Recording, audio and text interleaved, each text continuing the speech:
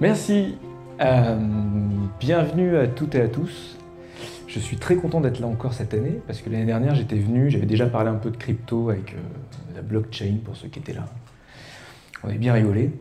Donc on recommence et là on descend encore un peu plus bas dans l'environnement parce qu'on va commencer à discuter primitif de cryptographie. Alors il y a un piège déjà parce qu'on n'aura pas 55 minutes, on a un peu moins, donc on va aller un peu vite. Accrochez-vous. Alors, pourquoi je vous parle de cryptographie? Aujourd'hui, on a un souci. On est de plus en plus connectés, on a des environnements de plus en plus interreliés, interconnectés. Et le truc, c'est qu'on est en train de déporter la responsabilité de la gestion de la donnée sur nos utilisateurs. Or, nos utilisateurs ou nos utilisatrices ne peuvent pas se protéger tout seuls. Je ne peux pas décemment demander à ma grand-mère qui a 88 ans, mais qui utilise Internet, pour envoyer des emails à ses petits-enfants, tout ça. J'aime beaucoup ma grand-mère. D'avoir un mot de passe fort, différent pour chacune des plateformes possibles, ça n'est pas possible. Elle ne comprend pas. Et je ne peux pas lui en vouloir. C'est un concept qui est difficile à atteindre. Et même au sein des gens qui sont à peu près éduqués sur ces problématiques-là, on voit encore souvent des gens qui disent « Ouais, moi je ne peux pas avoir un mot de passe différent par plateforme, c'est le bordel, on s'en sort plus, etc. » Donc on ne peut pas compter sur nos utilisateurs. On a besoin de protéger la donnée qui nous est confiée, parce que c'est notre rôle en tant que concepteur et en tant que designer. Donc, il faut se dire que toute donnée sensible doit être transférée et stockée de façon chiffrée. Il va falloir déterminer un curseur. Qu'est-ce qui est critique, qu'est-ce qui ne l'est pas. Mais ça, c'est une donnée différente encore. Elle vous est totalement à discrétion en fonction du service que vous développez ou de l'appli que vous développez. Le truc, c'est qu'on va avoir besoin de quelque chose pour faire ça. Concrètement, on va avoir besoin de cryptographie. Alors la cryptographie, qu'est-ce que c'est? La cryptographie, c'est du hachage, du chiffrement, de l'échange de clés et de la gestion d'identité via des signatures. Et c'est marre. Le reste découle de la cryptographie. Mais la cryptographie, de base, les primitives, c'est ça. Et c'est ce qu'on va voir. Alors, je fais un petit tour dans le passé et je vous raconte un peu. Il y a un truc qui est intéressant avec la crypto, c'est que la crypto, c'est très très vieux. La crypto, c'est aussi vieux que la guerre, grosso modo. Parce qu'on a toujours voulu protéger des secrets de nos ennemis pour ne pas se faire attaquer sur le champ de bataille, pour pouvoir transmettre des ordres, etc. Donc la cryptographie, c'est très très très vieux. Et son petit frère, la cryptanalyse, qui consiste à essayer de déchiffrer un contenu sans en avoir la clé, eh ben c'est aussi vieux que la cryptographie par essence. Donc en fait, c'est le jeu du policier et du voleur, quoi. On passe notre temps à se courir après, l'œuf et la poule, on se retrouve avec le cryptanalyse qui déchiffre les algos de chiffrement, donc on fait des algos de chiffrement plus conséquents, plus compliqués, etc. Ce qui est intéressant, c'est que comme c'est très vieux, on identifie très bien les grandes failles de la crypto. Première faille, des clés trop simples.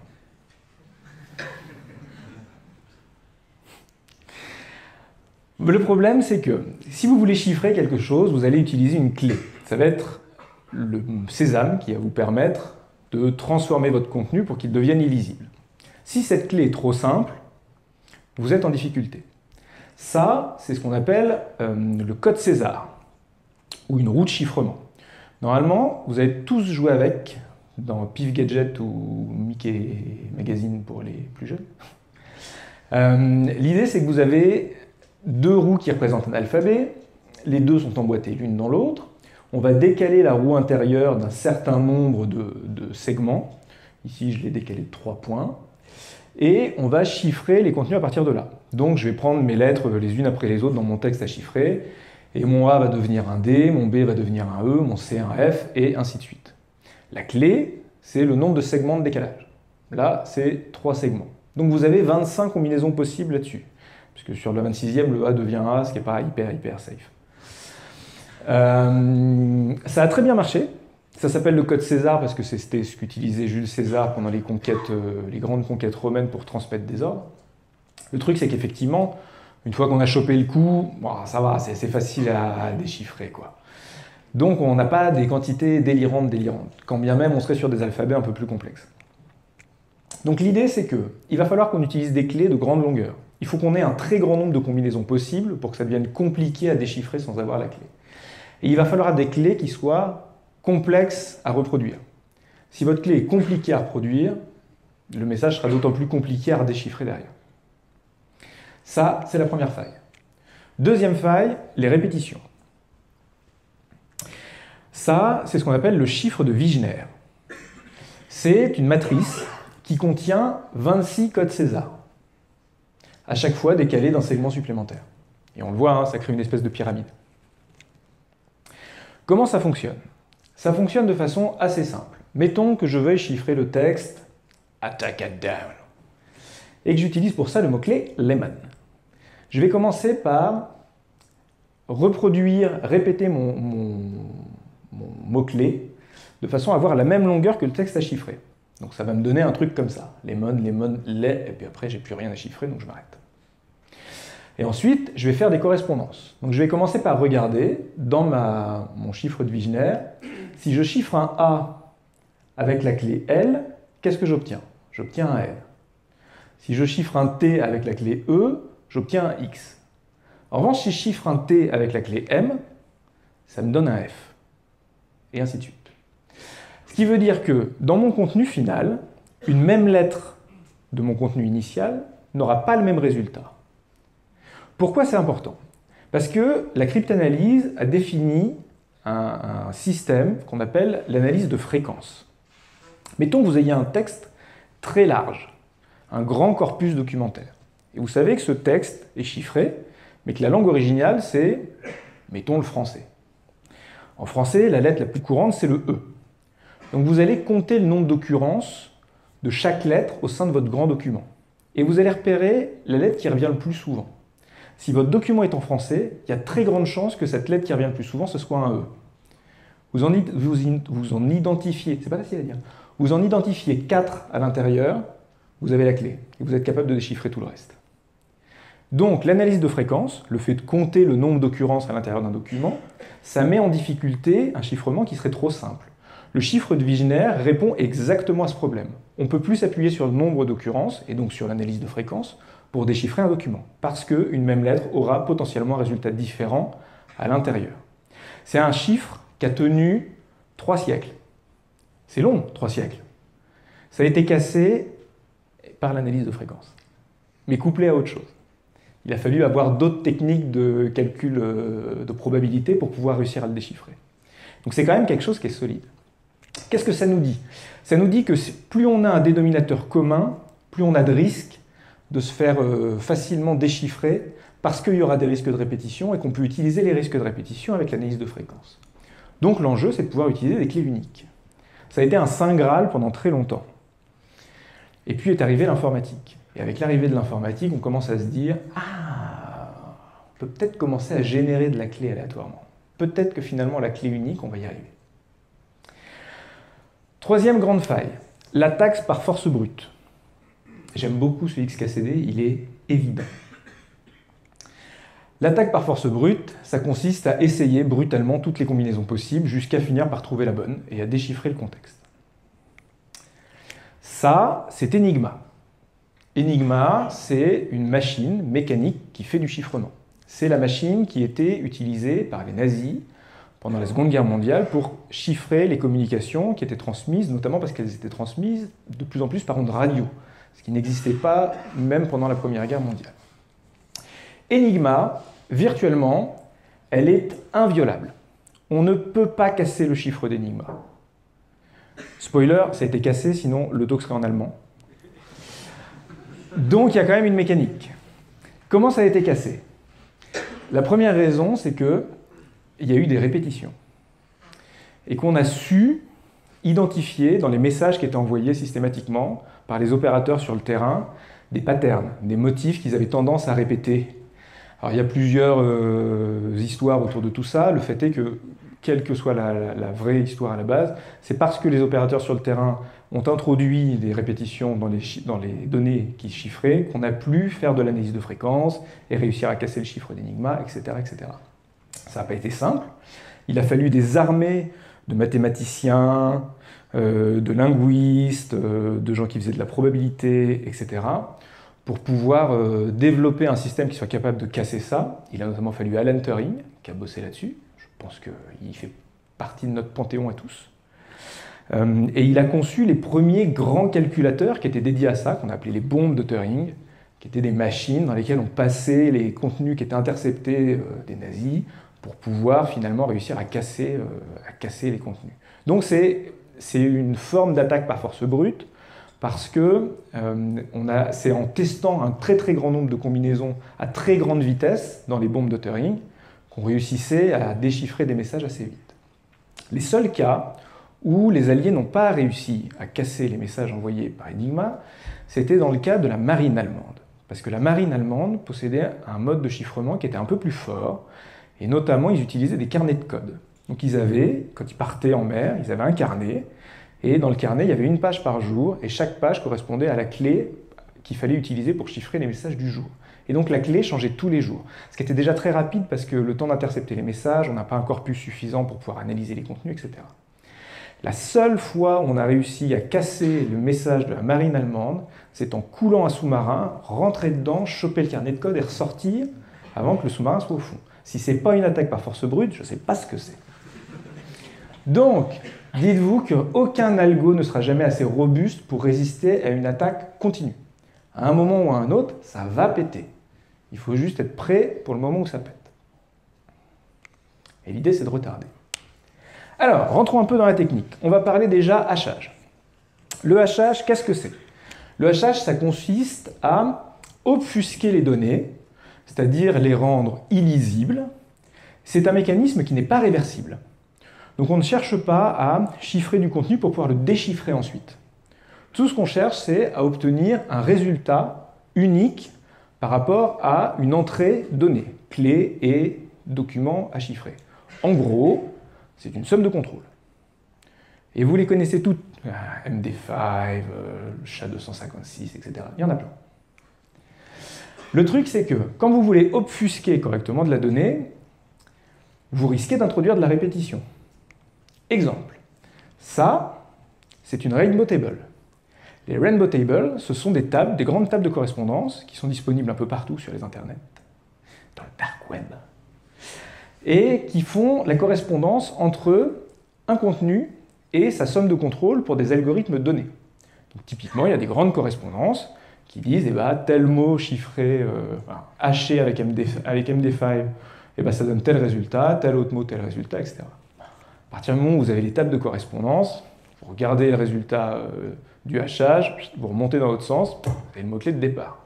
Sachant que les mots-clés les plus utilisés sont généralement password, pass 1, 2, 3, 4, AZERTY, YTREAZ.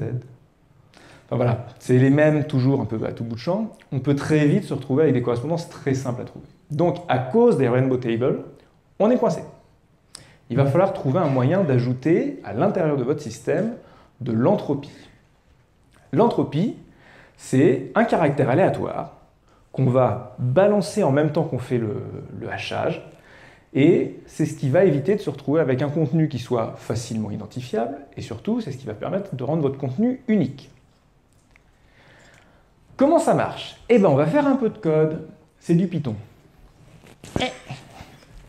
Alors, comment ça marche? On va commencer par importer ce qui va nous permettre de faire de la conversion en base 64 parce que ça va être moins chiant que de chiffrer de la string en Python. On va importer une librairie qui s'appelle Secrets, qui me permet de générer notamment des contenus de façon aléatoire. Ensuite, je vais générer ce qu'on appelle un cell. En technique de hachage, c'est le fameux caractère entropique. Donc là, ça va être une chaîne de 64 bits aléatoire, générée par ma fonction de génération aléatoire. Ensuite, on va appeler l'algo de hachage qu'on veut utiliser. Ici, c'est Argon 2, parce que c'est probablement le plus efficace à l'heure actuelle. En tout cas, c'est le plus efficace parce que c'est le plus lent. Et je vais vous dire pourquoi après. Et puis, on va appeler la méthode de hachage de Argon 2. Alors, je vais lui passer plusieurs trucs. Je vais d'abord lui passer le cell que j'ai besoin d'utiliser, que je viens de générer. Je vais lui passer le mot de passe, parce que je vais hacher un mot de passe, par exemple, dans le cas d'une identification. Donc c'est le contenu que je veux chiffrer. Et puis je vais lui passer tout un tas de paramètres qui sont les paramètres d'initialisation de mon algorithme. Donc c'est très lié à mon algo, pas tellement lié au hachage en question, donc on s'en fout un peu. Ça va me donner quelque chose que je vais stocker dans ma base de données. Typiquement, c'est ce que je vais stocker pour pouvoir identifier mon utilisateur plus tard. Donc je vais stocker le nom de l'algo de hachage que j'ai utilisé, ça va me donner ma rétrocompatibilité. Si demain je dois changer d'algo de hachage parce que celui-là est cassé, eh ben, ça n'empêche pas les gens de continuer à se loguer avec leur ancien mot de passe. Juste, je leur dirai, ah, il faut mettre à jour votre mot de passe, un petit souci dans la base, tout ça. Je vais rajouter le cell pour en garder la trace. Je vais concaténer à ça le hash que j'aurai obtenu. Je vais rajouter les différents paramètres d'initialisation pour pouvoir rejouer exactement la même méthode au moment où je veux vérifier mon hash. Je vais séparer ça par un petit caractère parce que sinon c'est vite illisible. Et c'est ça que je vais stocker en base. Donc comme mon utilisateur va arriver, il va rentrer son login, il va rentrer son mot de passe. Je vais récupérer cet enregistrement qui correspond au login de l'utilisateur et je vais rejouer la méthode. Je vais extraire le cell, ce qui n'est pas très compliqué à faire puisque c'est des longueurs de chaîne fixes, donc je sais identifier le cell à l'intérieur de ma chaîne concaténée.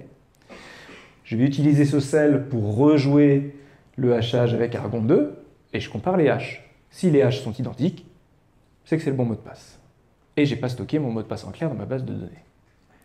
Problème! Qu'est-ce qui se passe si ma base de données est corrompue? Si un attaquant prend la main sur ma base de données et vient modifier cet enregistrement avec celui de son propre mot de passe, avec un propre cell qu'il aura lui-même créé. La seule solution, c'est de certifier cet enregistrement. Donc on va faire de la signature. Pour ça, on va utiliser un algorithme de hachage, encore, le SHA-256, et on va créer une signature. On va créer une signature HMAC, c'est-à-dire que c'est une signature matérielle. On va utiliser la clé du serveur, qui est stockée dans un espace protégé du serveur, soit dans le file system, soit dans un boîtier dédié. Et puis, on va passer à ça l'enregistrement en question, un mode de chiffrement, et on va obtenir une signature. Et cette signature, je vais l'enregistrer aussi dans ma base de données. Si demain, un attaquant veut substituer cet enregistrement par un autre, il ne pourra jamais substituer la signature, parce qu'il n'a pas accès à la clé du serveur. Donc, le premier truc que je fais au moment où mon utilisateur veut se loguer, c'est d'abord, je vérifie que la signature de l'enregistrement est bon. Si la signature de l'enregistrement est OK et que l'enregistrement est certifié, alors je fais le test de hash et je vérifie que ça passe. C'est le seul moyen de garantir une vraie sécurité sur vos mots de passe stockés en base. Le seul. Alors, heureusement, Argon 2 est quand même plus malin que ça et il dispose d'une méthode qui s'appelle juste password hasher et vous lui passez le password, il fait exactement ce qu'on a fait juste avant. C'est quand même moins chiant, hein, mais il faut toujours signer l'enregistrement à la main. Mais voilà, la bonne technique, et celle qu'il utilise en interne, c'est exactement celle-là, rigoureusement. Vous avez un excellent lien qui s'appelle Salted Password Hashing Doing It Right, et je vous conseille vraiment de le lire, c'est exactement l'explication que je viens de vous donner, en plus détaillé, plus technique. Donc l'idée, c'est qu'un mot de passe qui va être haché avec un cell unique, et j'insiste sur le caractère unique, c'est un cell différent par mot de passe, et pas un cell par appli, sinon c'est le même cell sur tous les mots de passe, et vous réintroduisez un dénominateur commun, donc de la répétition. Et un temps d'exécution qui soit contrôlé, c'est pour ça que j'utilise Argon 2, parce qu'Argon 2, il est très lent. Quand je dis très lent, c'est quelques centaines de millisecondes. Pour votre utilisateur, c'est rien, 300 millisecondes de plus. Pour un attaquant qui va chercher à passer en brute force des mots de passe, 300 millisecondes par mot de passe, il va le sentir passer. Ça va diminuer le risque de pénétration. Ça ne l'anéantit pas complètement. Mais c'est le principe des portes coupe-feu. Les portes coupe-feu, elles ne sont pas là pour empêcher le feu de passer, elles sont là pour permettre aux pompiers d'intervenir avant que tout soit cramé. C'est exactement la même chose. Là, ça va vous laisser le temps de vérifier que quelqu'un est en train d'essayer d'attaquer votre système et de le foutre dehors avant qu'il ait réussi à pénétrer. Ça, c'était pour le hachage. Parlons maintenant chiffrement, parce que c'est bien beau de hacher, mais des fois, il faut que je puisse revenir dans l'autre sens. Alors, comment ça se passe? Le chiffrement, en gros, ça s'appuie sur des méthodes mathématiques. Donc, si on veut développer des algos de chiffrement, il faut être bon en maths. Perso, je ne suis pas bon en maths. Donc déjà, je suis dehors. C'est un truc de matheux et de matheux plus haut niveau, plutôt haut niveau. Ça utilise des mécanismes de clés, donc c'est une clé ou des clés que je vais utiliser pour chiffrer et déchiffrer mes contenus. Et en gros, c'est de la substitution. Exactement ce qu'on fait avec le chiffre de César. On n'a rien changé depuis. C'est je prends un contenu et je le substitue par un autre contenu. C'est ce qui me donne un résultat chiffré à la fin. Et on va s'appuyer sur beaucoup d'entropie, donc beaucoup de hasard. Alors, attention, ça va piquer. Je sais qu'on est après le repas, tout ça, ça va être difficile. Donc je vous propose un petit documentaire sur la reproduction des homards. En attendant, ça sera plus fun. Allez, accrochez-vous, c'est parti. Donc, comment ça marche? On va déjà avoir une première famille d'algos de chiffrement qui s'appelle le chiffrement par bloc. C'est-à-dire qu'on va prendre votre contenu, on va le segmenter en blocs de même taille et on va substituer chacun des blocs les uns après les autres. Comme on aurait fait avec des lettres dans l'algorithme, dans le chiffre de César, sauf que là, on est sur des contenus qui sont potentiellement binaires. Donc, on va faire des blocs, souvent des blocs de 64 bits, et puis on va se répartir ces blocs les uns après les autres. Et on va substituer ces blocs. Là où ça devient intéressant, c'est qu'on ne fait pas juste une substitution bête et méchante, mais on va faire de la cascade. C'est-à-dire que le bloc qu'on vient de chiffrer, avant de chiffrer le bloc suivant dans ma suite continue à chiffrer, eh ben, on va dériver un nouveau caractère aléatoire depuis le bloc qu'on vient de chiffrer, et ainsi de suite. Donc on ne peut pas, pour un bloc donné, obtenir le même résultat selon la position qu'il a au sein de ma chaîne à chiffrer. C'est ce qui va encore augmenter l'entropie et encore diminuer le risque de répétition. Vous rencontrerez plusieurs standards. Le DES était le premier et le plus connu, il est totalement deprecated parce qu'il est complètement cassé. AES est limite, mais ça passe encore. Vous avez ID, vous avez Blowfish. Voilà, ce sont les plus connus et les plus robustes. Aujourd'hui, le chiffrement par bloc par Blowfish, c'est un des plus costauds que vous puissiez rencontrer. Comment ça fonctionne? Eh ben, donc il y a ce système de cascade. Ce système de cascade va donc avoir une espèce de mécanique qui va faire qu'on dérive un nouveau caractère aléatoire en fonction du bloc précédent et ainsi de suite. C'est ce qui permet de le rejouer dans l'autre sens. Vous en avez plusieurs que pareil vous croiserez. Le CB ou le CBC, dans les deux cas, ils ont été cassés parce que c'est très simple en fait de faire du reverse engineering sur la dérivation et donc de pouvoir remonter la cascade de blocs. Donc la seule solution qu'on a aujourd'hui, c'est de faire ce qu'on appelle de l'AHEAD ou de l'AEAD. Et en gros, ça fait que non seulement vous dérivez un caractère aléatoire depuis le bloc précédent, mais en plus, le bloc en question est signé. Donc il y a des signatures qui viennent se plugger exactement comme on a fait sur le record de la somme de contrôle tout à l'heure. Et donc le fait qu'il y ait ces signatures en cascade fait qu'on ne peut pas remonter dans l'autre sens. Donc on a un 2 degrés de vérification en gros. On a à la fois le caractère aléatoire et on a la signature qui est incluse directement dans le bloc. Donc il y a plusieurs standards là-dedans, l'OCB, l'IAX, voilà. C'est important de connaître leur existence, c'est pas la peine de les maîtriser. On rentre vraiment dans les problématiques de cryptographe. Donc depuis tout à l'heure, je dis oui, il faut de l'entropie, il faut un truc aléatoire, gna gna gna gna gna. Le problème, c'est que nos machines ne sont pas aléatoires. Le design de nos CPU et de nos GPU fait que nos machines ont tendance à reproduire des patterns. Donc, il faut essayer d'introduire un vrai caractère aléatoire. Il y a des devices qui le font. Ça s'appuie généralement sur l'environnement, l'hygrométrie, la température, etc., etc. Ça coûte un bras et personne n'a ça dans les machines. Hormis les gens qui font vraiment de la crypto haut niveau. Donc, il faut trouver un moyen d'avoir un vrai comportement aléatoire sur nos machines. Pour ça, quand on va initialiser un algo de chiffrement par bloc, on va le faire en utilisant ce qu'on appelle du padding et des vecteurs d'initialisation. C'est-à-dire qu'on va faire mouliner à vide, en gros, l'algo de chiffrement de façon à ce qu'il se retrouve dans un état initialisé qui n'est pas reproductible. Ça, c'est ce qu'on appelle le vecteur d'initialisation. On va utiliser pour ça des fonctions de cryptographie qui sont les générateurs de nombres pseudo-aléatoires. Donc par pitié, quand vous avez besoin de générer un truc aléatoire, n'utilisez pas directement les primitives de génération aléatoire du kernel comme dev-urandom en Unix, parce que ça s'appuie directement sur le CPU ou le GPU, donc c'est pas vraiment de l'aléatoire. Il y a des méthodes dans les librairies de cryptographie qui sont là pour générer du nombre aléatoire, ce qu'on a utilisé avec le secret token tout à l'heure. Et c'est ces méthodes qu'il faut utiliser, parce qu'elles viennent compenser la tendance naturelle, fractale de nos CPU ou de nos GPU.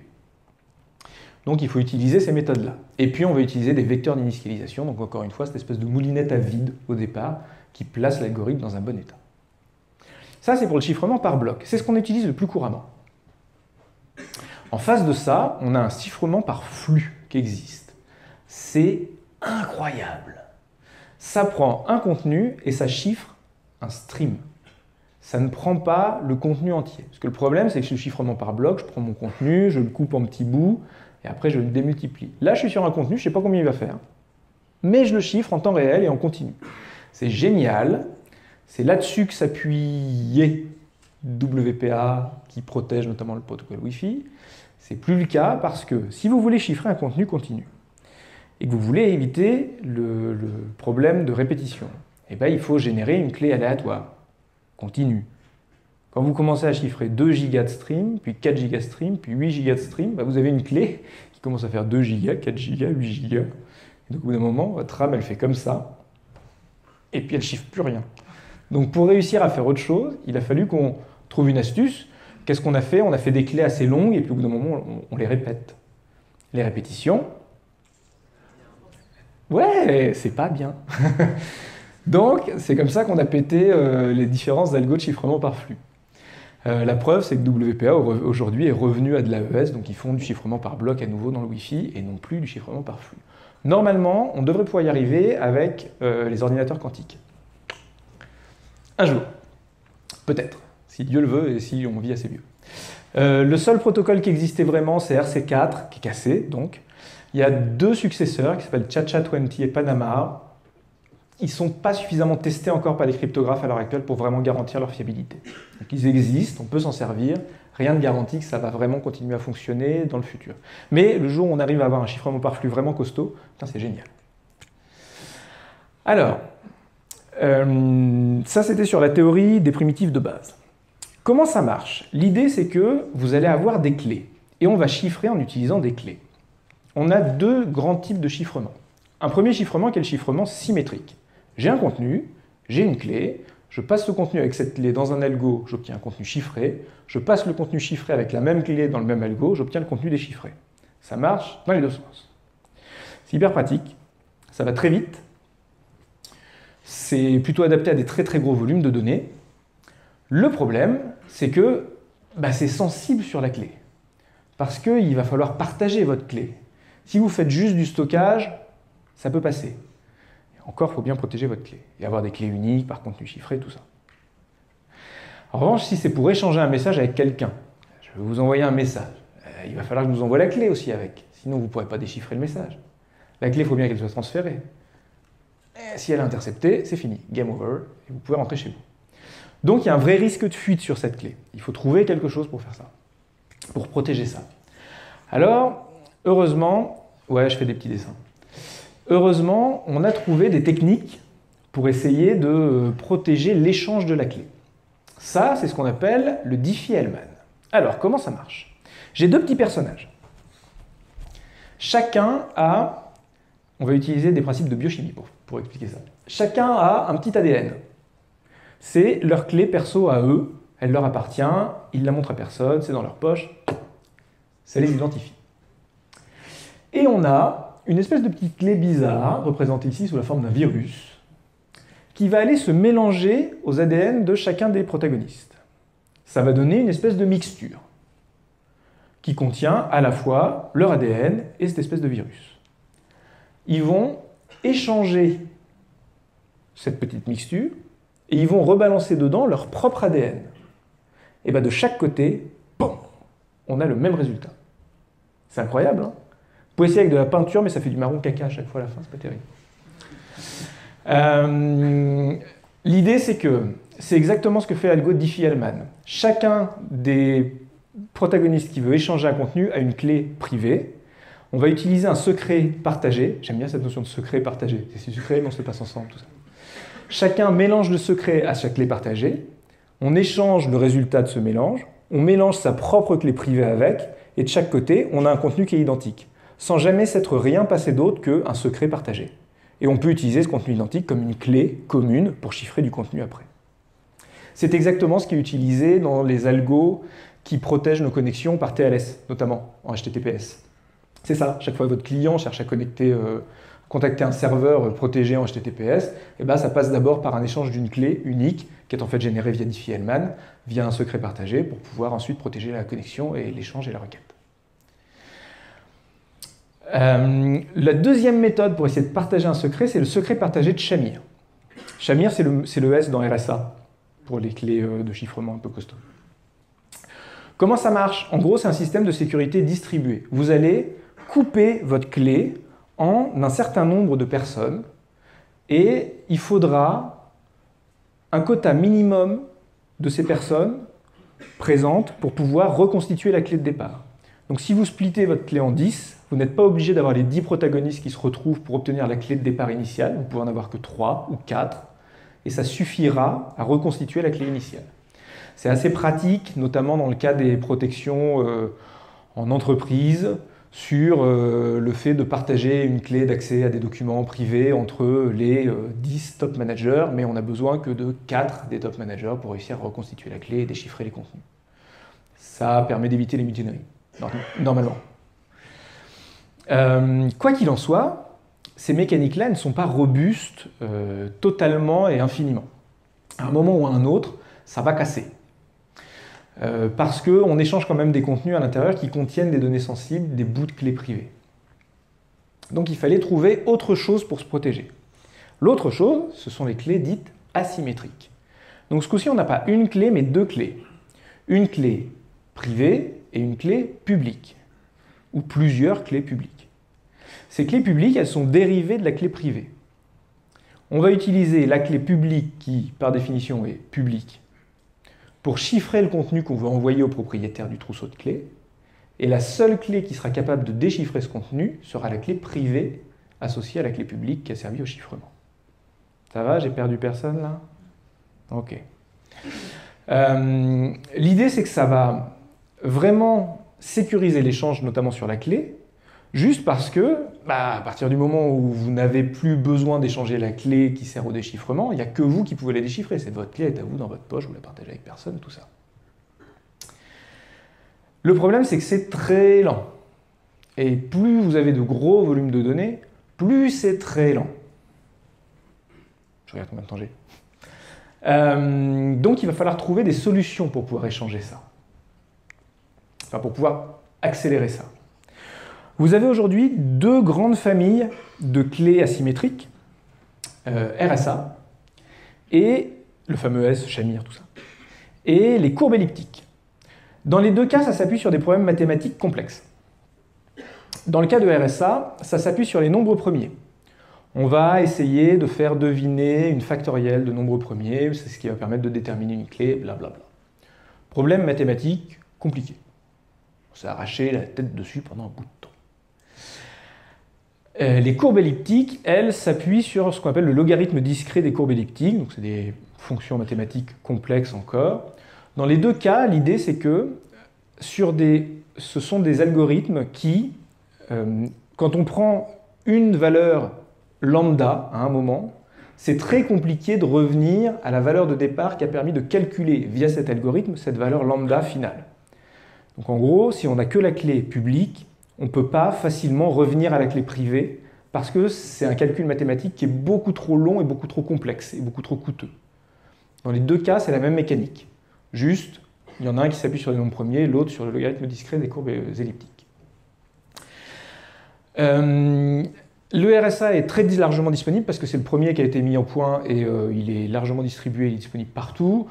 Le CC est un peu moins dispo. En revanche, il a le gros avantage d'avoir des sorties, des clés, des données chiffrées, etc., qui sont très légères par rapport au RSA.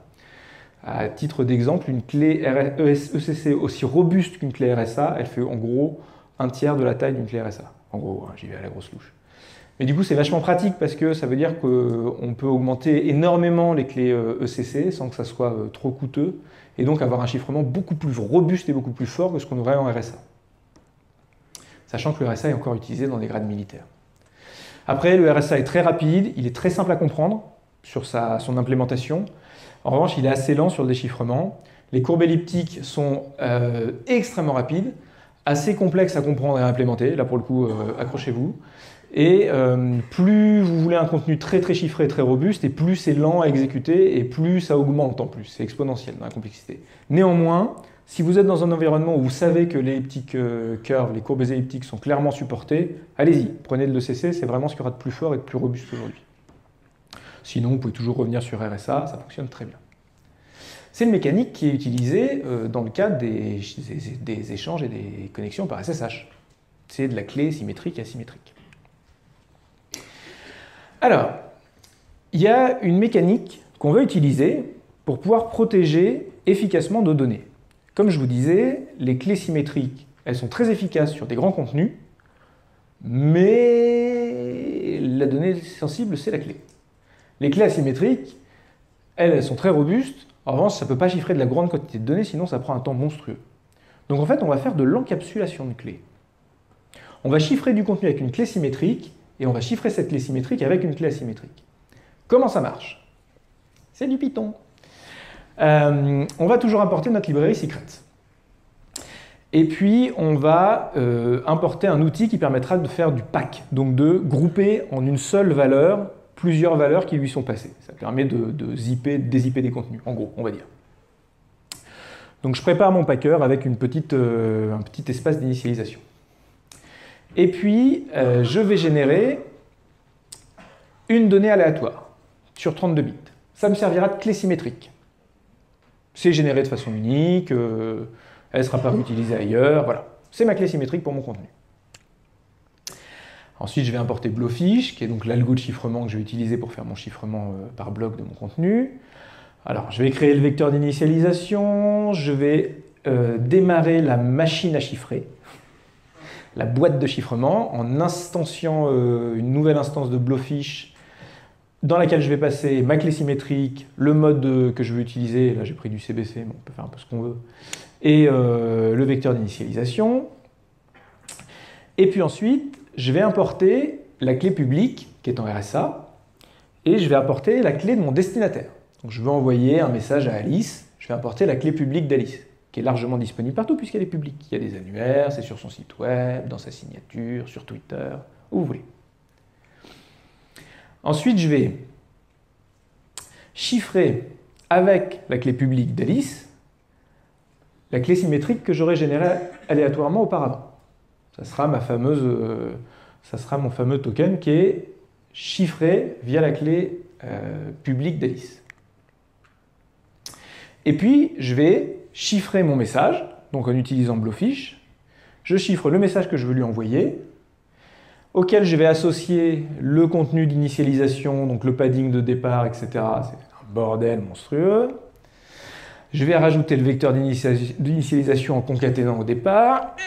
Et donc j'obtiens là le contenu chiffré avec la clé symétrique que je veux envoyer à Alice. Et je pack ça avec la clé symétrique qui a été chiffrée par sa clé publique. Normalement, je sais qu'il est 14h30, mais alors j'ai perdu les 2 tiers de la salle. Ça va? C'est pas trop dit, ça pique un peu, hein. C'est la crypto. Comment ça va se passer quand elle va recevoir ça? C'est hyper simple, elle a le pack. Donc elle va dézipper le pack, elle va avoir une clé symétrique chiffrée et un contenu chiffré. Elle va déjà déchiffrer la clé symétrique en utilisant sa clé privée, puisque la clé aura été chiffrée par sa clé publique. Et donc elle va réobtenir la clé de chiffrement. Et donc à partir de là, elle peut rejouer le chiffrement symétrique dans l'autre sens, et elle va déchiffrer le contenu, elle obtiendra mon message. C'est ce que fait PGP. Et c'est extrêmement accessible, extrêmement simple, parce que tout le monde utilise PGP aujourd'hui, en 2020. Non, et ben non. Pourquoi? Parce que c'est chiant. Et ouais, c'est compliqué à faire. Mais c'est le seul moyen de protéger vos échanges correctement. L'encapsulation de clés, c'est vital. Dès que vous avez besoin de chiffrer du contenu en masse, comme on dit à Québec, il va falloir créer des clés symétriques aléatoires, chiffrer vos contenus avec cette clé symétrique et chiffrer la clé symétrique avec une clé publique d'un trousseau asymétrique. Et là, vous êtes robuste. Ça tient. Hein. Vous pouvez stocker, vous pouvez chiffrer ça, etc. Ça ne tient pas face au quantique, mais alors bon, voilà. On parlera du quantique après si vous voulez. L'avantage des clés asymétriques, c'est que ça permet de faire de la signature. En gros, ça va être ce que j'appelle du chiffrement inversé. Ça fait couiner les cryptographes quand je dis ça, mais je trouve que c'est la meilleure image qui soit. En gros, je vais prendre mon contenu et je vais le chiffrer avec ma clé privée. Ce qui est complètement con, parce que la clé publique pour le déchiffrement, elle est publique, donc n'importe qui peut la lire. Mais du coup, ça crée une authentification. Si vous arrivez à valider une clé publique sur le contenu que je vous envoie, qui a été chiffré avec ma clé privée, ça veut dire que la clé qui a été utilisée, c'est bien ma clé privée. Et comme elle est à moi, dans ma poche, tout ça, je ne la montre pas, je ne la donne à personne, et ben c'est forcément moi qui vous envoyez le message. Donc c'est un mécanisme d'authentification fort. C'est pour ça qu'on appelle ça une signature. Et c'est extrêmement bien foutu parce que c'est ce qui est à la racine de notre système de certificats qui permet notamment, encore une fois, de se connecter en HTTPS avec les systèmes de certificats, d'autorité, etc. Par exemple, mettons que je veuille me connecter à un espace. Je vais avoir un certificat. Ce certificat, il va contenir, ça va être comme un badge qui vous permet de badger à l'entrée de l'immeuble. Dessus, il y a votre photo, votre nom, votre prénom, etc. Et à l'intérieur, il va y avoir une paire de clés. Enfin, il va y avoir une paire de clés. Il va y avoir une clé publique associée à une clé privée. Ce certificat, il est émis, il est issu par une autorité. C'est le service de contrôle de votre bâtiment. Au moment où vous allez vous présenter à l'agent d'accueil, il va regarder votre certificat. Il va déjà interroger l'autorité pour savoir si le certificat est révoqué ou non. S'il n'est pas révoqué, ça veut dire que, ok, vous pouvez éventuellement passer. S'il est révoqué, ne cherchez pas, il vous fout à la porte direct. S'il n'est pas révoqué, à ce moment-là, l'agent de sécurité, il va prendre du contenu aléatoirement et il va le chiffrer avec la clé publique qui est dans le certificat. Et il va vous le renvoyer. Vous allez prendre le contenu renvoyé, vous allez le déchiffrer avec la clé publique, la clé privée associée à la clé publique du certificat, et vous allez renvoyer ce contenu en clair à l'autorité d'identification. L'autorité, elle va comparer ça avec ce qu'elle vous a envoyé au départ de façon chiffrée. Si vous avez été capable de déchiffrer en utilisant donc la clé privée associée à la clé publique utilisée et de leur signer dans le même temps, bah c'est que c'est bien vous, quoi. Et c'est bien, vous êtes bien le possesseur d'identité marqué sur le certificat. Et vous pourrez passer. C'est ce qu'on utilise dans les certificats, c'est ce que fait Let's Encrypt, c'est ce que font tous les certificats SSL. Le problème, c'est que ça crée une espèce d'arbre de dépendance.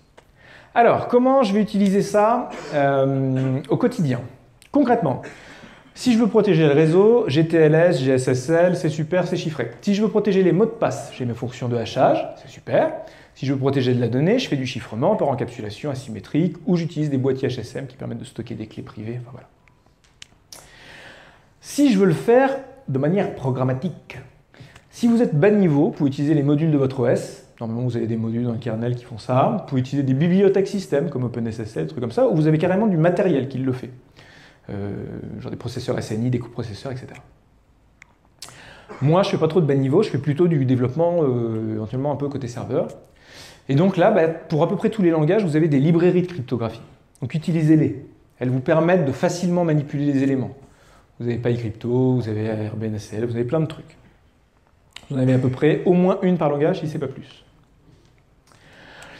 Le problème, c'est que ça demande un effort à la communauté, notamment la communauté open source, pour pouvoir maintenir toutes ces librairies. Et plus on démultiplie le nombre de librairies, plus on introduit un risque fort de faille, parce qu'il faut reproduire des concepts, il faut réimplémenter des choses, etc. Donc l'idéal, ce serait d'avoir une librairie qui soit multiplateforme, utilisable partout, la même pour tous les langages, et on concentrerait tous les efforts des cryptographes, qui sont déjà pas nombreux, pour pouvoir garantir une vraie protection forte. Et bien heureusement, ça existe. Il y en a deux à l'heure actuelle qui existent, Lipsodium, et il y a une boîte qui s'appelle Cossack Labs qui bosse sur une autre librairie qui s'appelle Themis. Dans les deux cas, ce sont d'excellentes librairies. Lipsodium a l'avantage d'être là depuis plus longtemps et d'avoir une belle communauté open source qui back le projet. En gros, comment ça va marcher? Je vais la faire très court parce qu'on commence à être à court de temps. En gros, vous allez importer votre librairie Lipsodium. Vous allez importer une boîte de chiffrement et puis là, je vais faire une route côté serveur. Donc, je vais appeler une route pour chiffrer un contenu en lui passant le nom de mon utilisateur. Donc, comme ça, je vais récupérer la clé qui est disponible dans ma base de données pour pouvoir chiffrer mon contenu. Et puis, donc c'est ce que je récupère là. Hop, je vais un peu vite, pardon. Et puis, je vais initialiser un environnement de chiffrement. Avec Lipsodium, ça se fait en utilisant des paires de clés, mais bon, dans le principe, c'est la même chose que ce que je vous ai montré juste avant. Donc, je vais préparer le chiffrement de mon message, en lui passant les méthodes encrypt message. Et puis, je vais aussi lui passer un cell aléatoire qui aurait été choisi côté client. Donc, c'est ça que je vais passer quand je vais appeler ma route. Donc, ça va être une route de type chiffre-moi un message pour l'utilisateur machin avec tel cell. Totalement non déterministe et impossible à maîtriser côté serveur. En revanche, c'est le client qui a la main. Et c'est ce que je chiffre et c'est ce que je renvoie au client. Donc j'envoie juste un message chiffré avec la clé publique de l'utilisateur qui est stockée dans la base de données et un cell aléatoire. Côté client, eh ben, j'ai des librairies de crypto et j'ai aussi l'Ipsodium parce que c'est du C et donc c'est compilé vers WebAssembly et c'est utilisable directement. Et c'est la même mécanique inverse. Donc en gros, je récupère le contenu, je déchiffre le contenu, je vais vite, mais vous pourrez revoir les slides, elles sont en ligne. Et je déchiffre le message de la même façon côté client directement dans mon JS. C'est pas merveilleux ça? On peut faire du chiffrement correctement côté Brother. C'est plutôt cool. C'est exactement sur ça que s'appuie WebAuth, qui est le nouveau standard qui permet de faire de l'authentification sur Internet. Je vous laisserai aller voir comment ça fonctionne. Ça, je vous le passe aussi parce que c'est pas très intéressant. Conclusion. Pensez chiffrement. C'est ça qui est important. Ne jouez pas les apprentis sorciers. Vous n'êtes pas cryptographe, vous n'êtes pas mathématicien. Si c'est le cas, chapeau à vous. Mais moi, c'est pas mon cas. Donc, ne cherchez pas à inventer des trucs. Réutilisez les libres de crypto qu'utilisent. Et l'Ipsodium est une excellente librairie de crypto. N'oubliez jamais que la sécurité a une relation inverse à sa simplicité d'utilisation. Plus c'est sécurisé, plus c'est chiant à utiliser. Donc il va falloir ajuster le curseur pour vos utilisateurs et toute sécurité a un coût. Coût de développement, coût d'argent, coût humain, coût d'utilisabilité, a un coût. Je fais une conclusion très très courte de 20 secondes sur ce post Reddit qui date de 2016. Suite au leak d'Ashley Madison, qui est une base, qui était un site de rencontres américain, qui est énorme, qui est un des plus gros sites de rencontres mondiaux, et où il explique qu'il a fait ses études aux États-Unis, qu'il utilisait Ashley Madison pour rencontrer des gens, parce qu'il est gay et parce que c'était pratique. Aujourd'hui, il est de retour dans son pays, l'Arabie Saoudite, où l'homosexualité est punie de mort, et qu'il craint pour sa vie, parce qu'avec le leak de la base de données, on peut facilement retrouver qui il est, où il habite et ce qu'il fait. Je ne suis pas sûr que les développeurs d'Ashley Madison se soient dit un jour qu'en sécurisant mal leur base de données, ils mettaient en danger la vie des gens, mais c'est pourtant le cas. Donc posez-vous la question, protégez vos utilisateurs et vos utilisatrices, ils en ont besoin, ils ont le droit de ça, et c'est votre devoir en tant que concepteur et développeur. Je m'appelle Mads, je suis tech évangéliste chez Always Data. Si vous avez des questions, je serai là toute la journée. Et je vous remercie énormément pour ce moment passé en votre compagnie.